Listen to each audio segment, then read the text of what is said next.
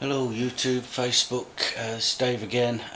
On the theme of blockchain, found this PDF from Goldman Sachs. Emerging theme radar, what if I told you? Themes, dreams and flying machines.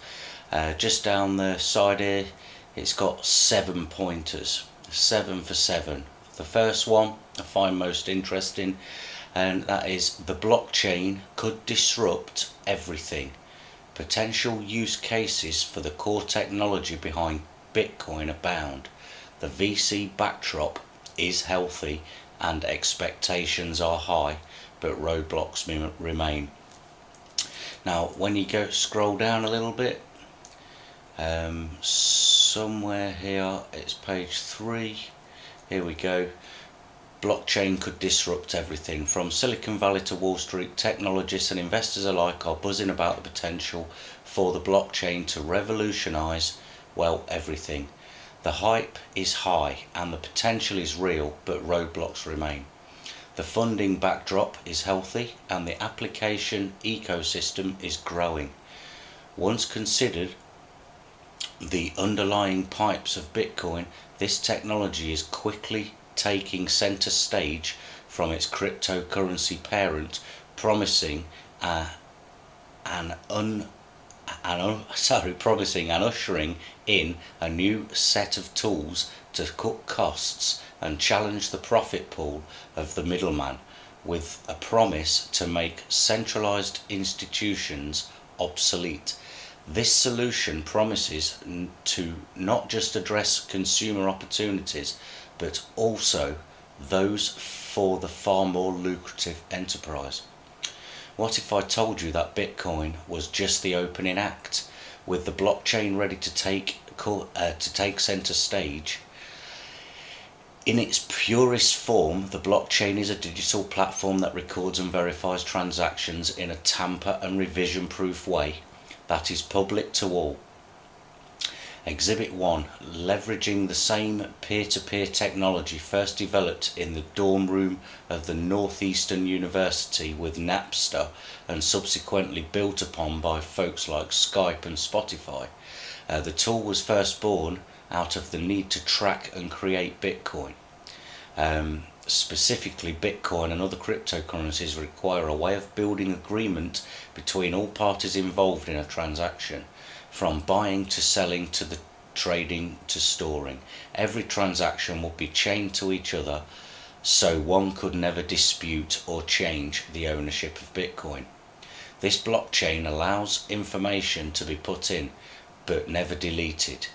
This complete history, a shared public ledger that the network and currency relies upon, if you will, made the user's mind the role of the central bank obsolete. Made in the user's mind the role of the central bank obsolete.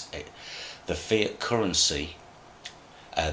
of currency, as a result, was born of the citizens of the internet, not central clearing institution or agency. Lastly, while blockchain associated with Bitcoin remains most well known, there are growing sets of private permission-driven shared ledgers gaining traction and worth focusing on. So let's just carry on.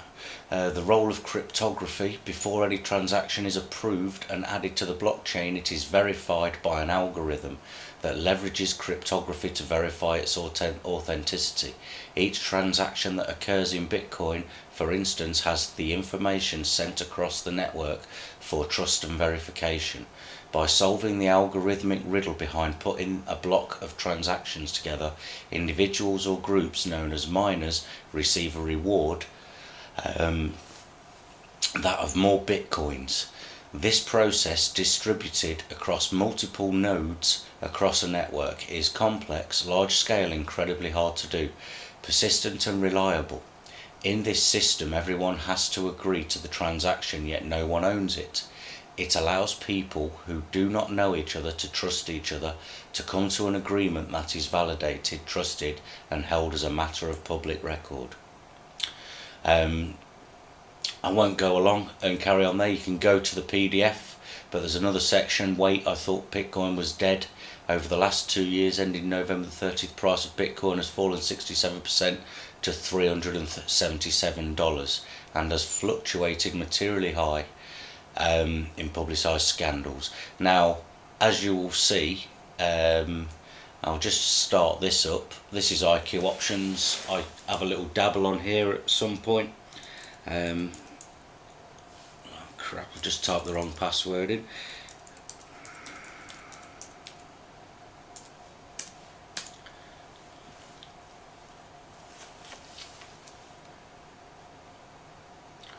Come on, let's have you. Well, whilst I wait for that to load, why it matters. This decentralised cryptography-based solution cuts out the middleman. It has the potential to redefine transactions and the back office of the multitude of different industries, from banking and payments to notaries to voting systems to vehicle registrations to wire fees, the gun checks to the academic records to trade settlements, catalogue ownership of works of art. A distributed shared ledger that has the potential to make interactions quicker, less expensive and safer. By removing the needs for a middleman, one lowers the potential security concerns from hacking to corruption, as well as speeding up the manual processes that are antiquated and can take too long.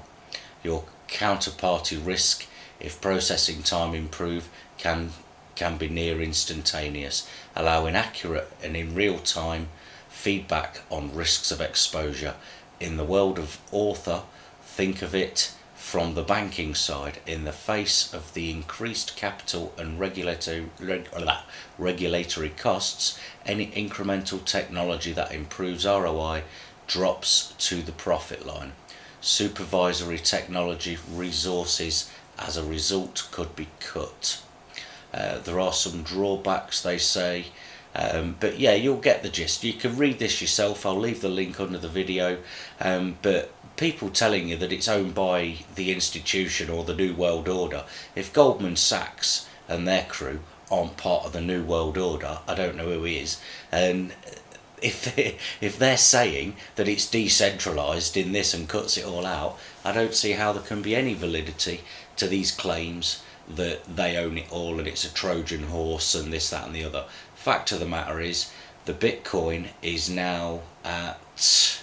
oh crap, it's not logged in. Alright, well we'll forget that. I'll do it another time, but let's have a quick look, see what Bitcoin's at. Oh, I could have come to here. US dollars, 17,576, and we're now on December the 20th, 2017. This was put out on December the 2nd, 2015. So as you can see, in 2 years, it's gone from their claims of $357 up to 17,576. So these people are putting money into it. I'm pretty sure they're putting money into blockchain technology. They're probably trying to buy into Bitcoin and all the rest of it, so that they can have a piece of the profits, because it's coming.